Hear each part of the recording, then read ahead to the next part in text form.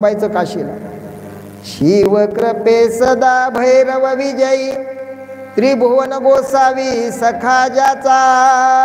शिवाची कृपा भैरवावर झाली, भैरव विजयी झाला आणि म्हणून एवढ्यामध्ये त्रिभुवनाचा गोसावी त्यानं सखा केला. तेच भैरवाचं मंदिर तुमच्या या मंगसोळी नगरीमध्ये आहे. काल परवा आम्ही तिथून दर्शन करून आलो. आनंदाचा क्षण आज आपल्याला ऐकायला मिळालं. भैरव कसा निर्माण झाला, काशीमध्ये त्याला आधिपत्य का मिळालं, अशी कथा आपण आज ऐकली. आणि एवढ्यामध्ये अशा प्रकारचा अक्षय बघा, अक्षय सुखाचा ध्यास लागला पाहिजे. आज 20वा दिवस आहे शिवपुराणाचा, आहे ना. आता किती दिवस राहिले हो? आता राहिले असतील बघा 8-9 दिवस, आहे ना. 8-9 दिवस राहिले असतील. हे 8-9 दिवस गेल्याच्या नंतर आपलं शिवपुराण संपणार आहे. म्हणजे याच्यातला आनंद आपल्याला घेता येणार नाही. पण त्या भैरवाला अक्षय सुखाचा आनंद मिळाला. अक्षय सुखाचा लागला ध्यास, मनोनी पायासी शरण आलो,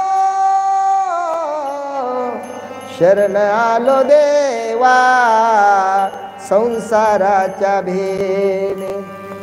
कैलासीचे केने दावा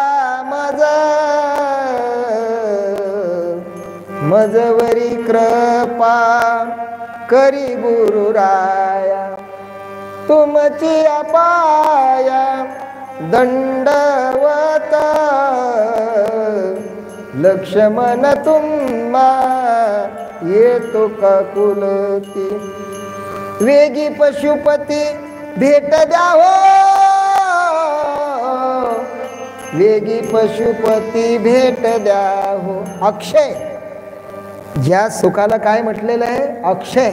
महात्मा बसवेश्वराचे बघा एवढ्यामध्ये जयंती कधी असती? अक्षय तृतीयेला, आहे ना. अक्षय, ज्या तिथीचा कधी क्षय होत नाही त्याला अक्षय म्हणतात. अक्षय म्हणतात, अक्षय म्हणतात. अशा प्रकारचं अक्षय सुख त्या भैरवाला प्राप्त झालं. अगस्ती नावाच्या ऋषीला बघा एवढ्यामध्ये षडाननानं ही कथा सांगितली. ही कथा स्कंद पुराणातली आहे. स्कंद पुराणातली आहे. पापाचं क्षालन करणारी कथा आहे. ज्याला आपली व्यथा संपवायची ना त्यानं ही कथा ऐकली पाहिजे. आणि एवढ्यामध्ये तुम्हाला सांगतो स्कंद पुराणातला महिमा आहे. पापाचं क्षालन करणारं चरित्र कथन आहे. आणि एवढ्यामध्ये बघा शिव कोण होतो? शिव सखा होय कैलास तो वासी, अक्षयी महेश कृपा करी,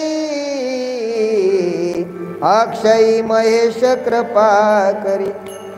लक्ष्मण महाराज सांगतात, ज्ञानेश्वर महाराज काय म्हणतात? ज्ञानदेव म्हणे व्यासाची या खुना. ज्ञानेश्वर महाराज म्हणतात, मी नाही सांगत बरं, मी पुरावा देतो व्यासाचा. कोणाचा पुरावा देतो? व्यासाचा. तसं या ठिकाणी लक्ष्मण महाराज म्हणतात, माझं नाही तर काय, हे व्यासानं सांगितलेलं आहे. तुम्हाला बघायचं जर असेल ना तर तुम्ही काय करा, स्कंद पुराण पहा. बघू की देवानं आपल्याला आम्हाला सगळ्यांना सुखी ठेवलं ना, की आपण शिवपुराण झालं की मग एवढ्यामध्ये तुम्हाला सांगतो अशा प्रकारचं बघा पद्य पुराणही पाहू.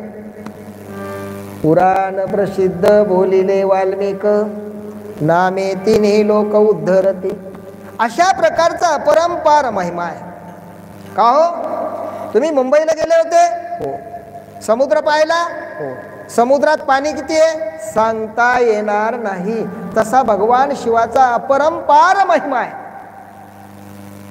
शिवदास म्हणे महात्म्य नामाचे,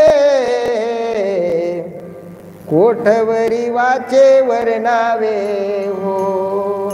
कुठपर्यंत वर्णन करा? अहो 1000 मुखाचा शेष टाकला. ज्या जगद्गुरु तुकाराम महाराजांच्या गात्याला 5वा वेद म्हणतात ते म्हणतात, मज पामरा हे काय थोरपण, पायीची वाहन पायी बरे. मन्मथ स्वामी म्हणतात, नाही मज ज्ञान नेनुगा साधन, करीतो भजन भोळ्या भावे